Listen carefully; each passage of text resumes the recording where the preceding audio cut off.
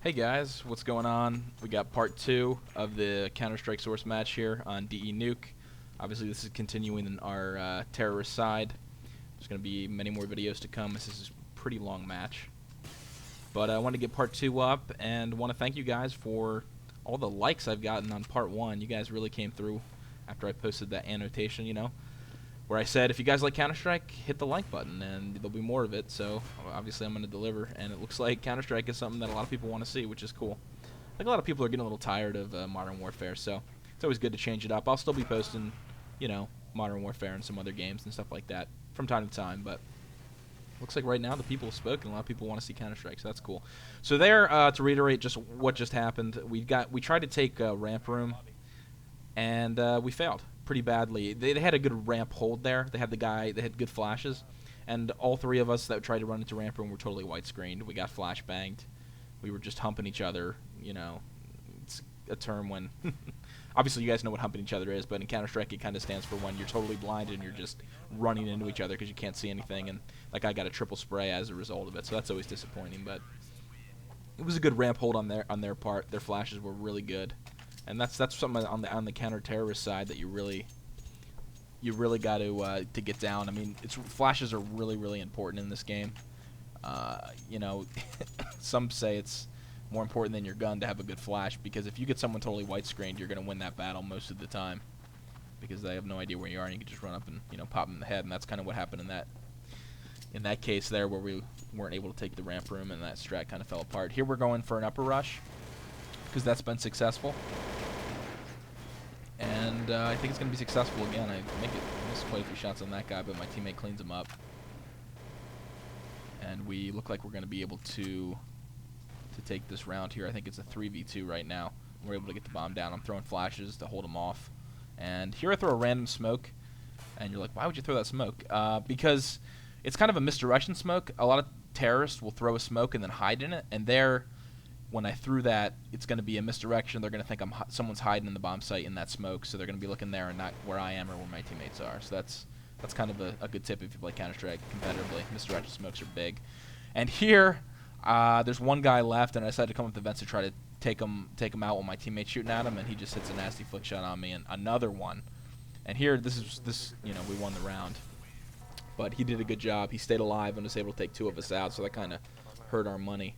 And the reason I was going up there to try to kill him was to screw his money for next round, because if you, as a counter-terrorist, die, well, actually, it's worse if you die after the bomb's gone off. That really screws your money, because I don't think you get any money next round. I could be totally wrong on that, but I'm pretty sure you don't get any money the next round if you die after the bomb's exploded as a counter-terrorist. But anyway, either way, killing him there would have really messed him up, so kind of talking about the money system, that's been a lot of the questions I've been getting, has been about the money in this game. And alright, let me interject with the fact that I just got 1D, my face just got 1D'd off right there, while both my teammates were supposedly watching that area, and I was totally surprised, and he hit a ridiculous shot. One shot right to my face. He decided to pick me out, and sometimes that's the way the cookie crumbles in this game, to quote Bruce Almighty. But my team's still winning the round, so it's not a huge concern. You never like dying in this game. You always want to be alive and getting kills. But, my team's really picking up the slack for the 3 times I've died here in a row. And here my teammate just pops one of my other teammates in the face, but doesn't kill him, luckily. Friendly fire is always on, obviously, when you're playing in a competitive match, so you got to be careful for that. But I was talking about the money. A lot of people have been asking what we're at the beginning of the rounds, what I'm typing or what my teammates are typing when you see things like 7.5K, 7.5 thousand, 5.2K, that kind of stuff. That's us typing the money to our strat caller, and our strat caller is the guy that will tell us, what we're doing next, what strat we're going to run, and also, whether we should buy guns or not buy guns. So that's why typing that money is really important. You want everyone buying at the same time. You don't want to get misbuys where you have a guy with $7,000 able to buy an AWP and a guy with $1,500 or $2,000 who can barely afford a deagle, or has to save. So that's really a really important factor in competitive Counter-Strike, is having your buys synced up together. And the money works like you get a certain amount of money for winning a round, you get a certain amount of money or less money for losing a round. When you get the bomb planted, you know, that gives you money, and that's really important. I cannot speak, in enabling you to buy for the next round. So that's why I say on save rounds, when we're able to get the bomb planted, or we're able to get a certain amount of kills, that helps our money, you know, and helps stimulate our, you know, micro economy, as it's called in Counter-Strike, when you're, you know, when you're playing a match. It's all about how much money you have and how many times you're able to buy guns. And obviously you got to execute, but money's a huge part of that. And something that's a little different than something like Modern Warfare, where you can just choose what loadout you're getting and all that kind of stuff. Which is another reason that makes Counter-Strike makes for a really cool, you know, multi-layered game to watch, because you got the money going, you got obviously the reflexes you got to have, you got the strats, you got the calls, the communication. It's all, you know, there's just so many different things going on in your mind when you're playing a match. You know, and people that talk about people that play video games as being like, you know, people just think we're stupid and stuff like that. I mean, the amount of things your brain's processing while you're playing a match is so vital. So, anyway. That's a little rant, but not a rant, but just kind of get that off my chest. And here we have a really good take upper. I'll explain more kind of what we did there. But I get the last kill, and we're able to win that round. So we split there. That area me and my teammate went in is called Mini Garage, and my other teammate went up to the roof and he flashed in through the skylights, and that blinds the whole upper bomb site. So we were able to get in there real easily. And then I think a couple teammates flanked, and we just had a really good take. You know, they got a few kills, but in the end, they weren't able to trade enough kills to win that round, so we took it. And, you know, getting a little momentum off that. I think we've won a couple rounds in a row here. And here I'm going outside. I'm waiting for, once again, the save push, just in case they decide to all rush outside here, which I do not believe they do. But our guess is that they're going to be saving, because they've lost a couple rounds in a row, so they're not going to have enough money to buy M4s and ops. Or AWPs. Another question I got too was, as far as the communication goes, how do we communicate? There is some communication going on in game, but most of it's going on through, and right there, interject here with what just happened.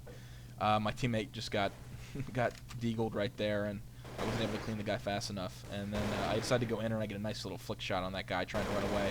And I get a nice crouch spray on that guy, and then I get killed from the guy that comes up fence. Not a bad round overall there. And right here, Cannon has some fail going on. He forgets he runs out of deagle ammo here in a minute, I think, from what I remember. And he gets taken out. Yeah, he has to go into the reload animation, and then he gets kind of angry. Because I think one of my teammates says something. I'll let you listen. Bro, why don't you come help me? I don't know why he says run away. You can see, why didn't you come help me? And Derek or JSD saying, why didn't you just run away? You shouldn't be fighting that guy. And that, because, you know, he can't have fought that guy, and now it's a 1v1 situation. So my teammate Chris hears the guy get on the bomb, but he knows he's faking, and he falls back and makes the guy come to him, because that guy knows he needs to kill Chris to be able to win that round, because the bomb time's ticking away. It's going to go off soon. If he gets on the bomb and stays on it, Chris is going to go out and shoot him in the face. So just, man, there's so much. Why I love this game is there's so many cat and mouse games, and the mental game is huge, like what the other guy's going to do and what you're going to do. God, I sound like a glowing mother who just had a baby talking about this game, but just watching this match and you know, thinking about the mindset of playing this game. There's just so much stuff going on, and the whole that's one of the reasons this game is so popular. And I think we try to rush ramp room there, and two of my teammates get taken out, and then we trade a kill. This guy decides to rush to into the that was hut, as it's called, where I was sitting. And this area over here I'm looking at, that's called Squeaky Door. And the reason it's called Squeaky Door in 1.6, the door squeaks, and Source it doesn't squeak. But anyway, a lot of the calls from 1.6 translate to Source, because obviously it's the same maps. So, and here I don't know if we win this round. I think it's a 2v1. Oh, we do. I think Ken makes up for that last round with a nice clutch here. Yeah, so now it's a 1v1. I don't remember what I was talking about before I get interrupted by that guy dying from the deagle. It'll come back to me.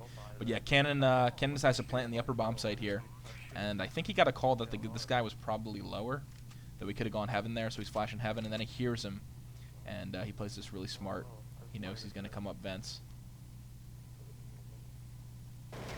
And the guy just gets totally outplayed. Though to be fair to him, that's a really hard situation. The bomb's planted upper. He has no idea where Cannon is. Cannon walked to the vent, so he didn't hear any footsteps.